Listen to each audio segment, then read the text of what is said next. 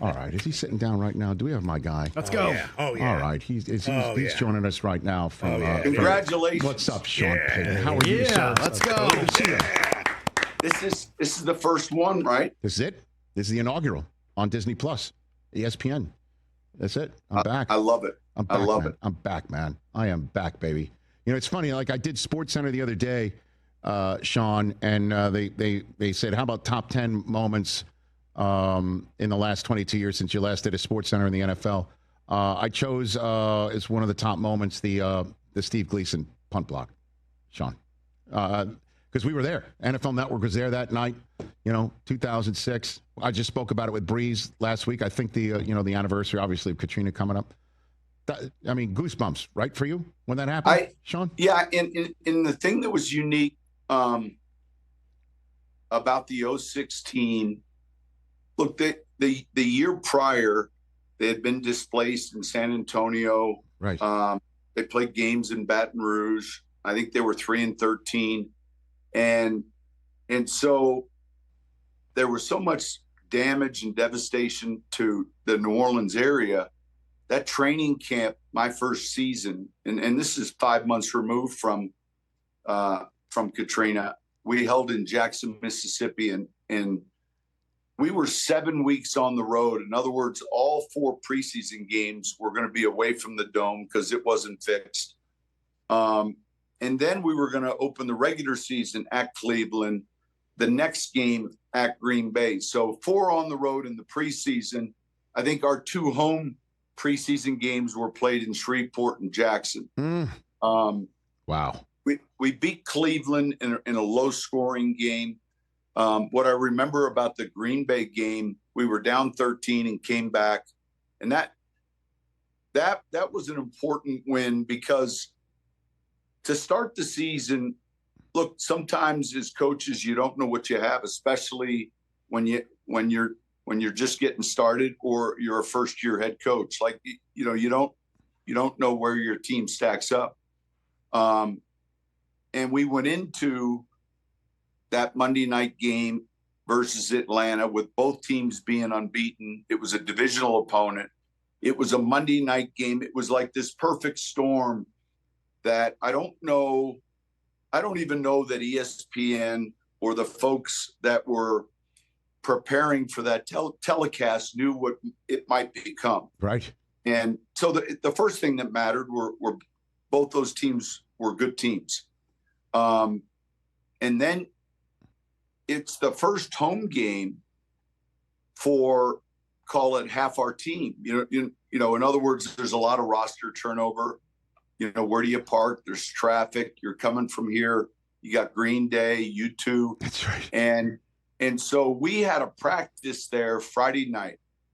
And the idea was to try to get the emotion, try to get all the possible distractions out of the way. And so ESPN gave us the Monday Night Football lead-in on the big screen.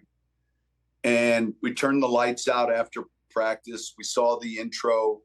We saw the Katrina pictures and videos. And it was quiet. I mean, you could have heard a pin drop, and lights came back on. Doug Thornton, who was in charge of the Superdome and played a big role in getting that stadium back up to speed for a game, was there. And it was an emotional moment for the team. And I would say in that 06 season, everyone that signed up to play, whether you were coaching or playing, no one really knew quite what we were getting in for or what it was going to become. It became much bigger than football. And I would say we had better teams after the 06 team. The 9 team won a Super Bowl, the 11 team, 17. I can think of a handful of teams. But in a bar fight, the 06 team wins hands down. And I mean, that's good. it was a tough team. And so that game begins. Obviously, Mike Vick's playing at a high level. And our special teams coaches, each game you go into, you have a rush, maybe a way that you're going to pressure the punter. And John Bonamego had said, hey, we feel like we have a good rush. And he explained it to me. And I said, well, let's see how the tempo of this game goes. And Atlanta gets the ball first.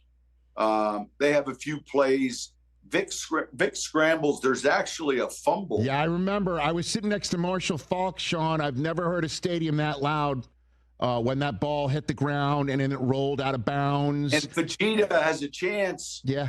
To change. If he recovers it, he's going to change history. That's right. If he recovers it. And so they're punting, and Bonamego walks down to me and says, do you want to rush the first punt? And I said, let's do it. Mm. And you have to know Steve Gleason.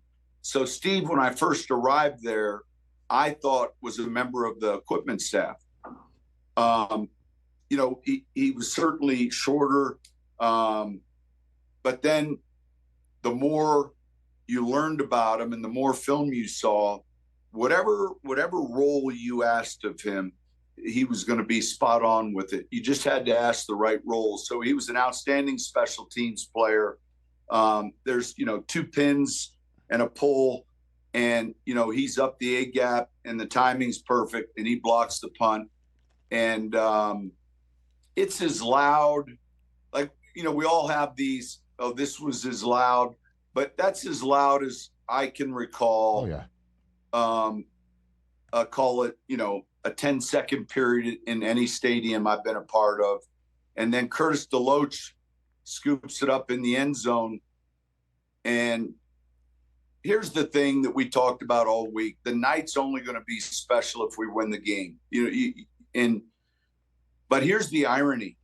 We had valet parking because we were concerned with players getting into the, being on time, getting into the parking garage. And we have this one player, our starting quarterback, Drew Brees. Yes, sir. All right, who gets caught in traffic on I-10.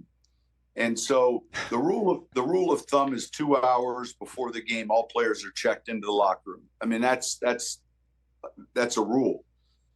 Cell phones off. And the security guys tell me Drew's running behind, and it's not that I'm concerned he's running behind. It's that I know how organized and how anal he is with his schedule. And he's usually 4 hours at the stadium before the game. So I'm thinking to myself, what are the habits and rituals that he's not going to be able to partake in that get him ready to play? And he had this old Toyota Land Rover, but it was an old one with a rack on the top, something like you would see on Mutual of Omaha's Wild Kingdom. And so it was an older used car he's driving. They finally escort him. The police escort him to the Superdome. And when he makes the turn to go, it's a parking garage.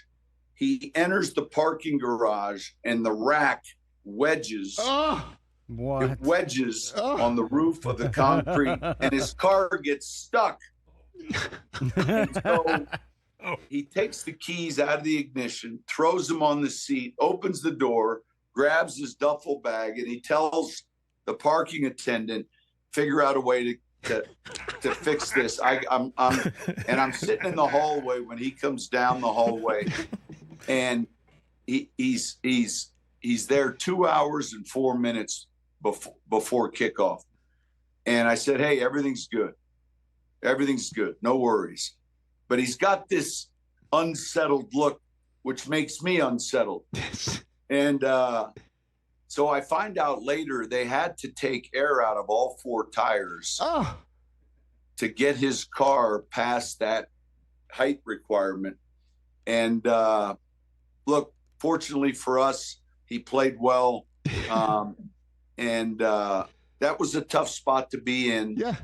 if you were Atlanta. It's I mean, good. just Yeah, it's a good the thing special emotions of that teams. game. Right, it's a good thing special teams scored first.